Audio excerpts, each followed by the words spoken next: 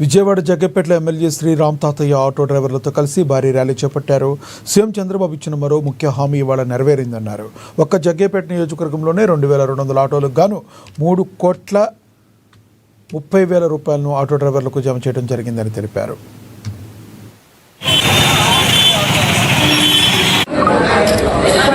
రాష్ట్ర వ్యాప్తంగా కూటమి ప్రభుత్వం ప్రత్యేకంగా ముఖ్యమంత్రి నారా చంద్రబాబు నాయుడు గారు, అదేవిధంగా డిప్యూటీ ముఖ్యమంత్రి పవన్ కళ్యాణ్ గారు, అదేవిధంగా కార్మిక శాఖ మంత్రులు కూడా ఈరోజు ప్రత్యేకంగా రాష్ట్ర వ్యాప్తంగా ఎన్నికల ముందు ఏదైతే హామీ ఇచ్చారో ఆటో కార్మికుల అండగా ఈ ప్రభుత్వం ఈరోజు ఆటో డ్రైవర్లకు, అదేవిధంగా క్యాబ్ డ్రైవర్ అందరికీ కూడా ప్రతి ఒక్కరికి 15,000 రూపాయలు వాళ్ళ ఖాతాలో జమ చేస్తున్నారు.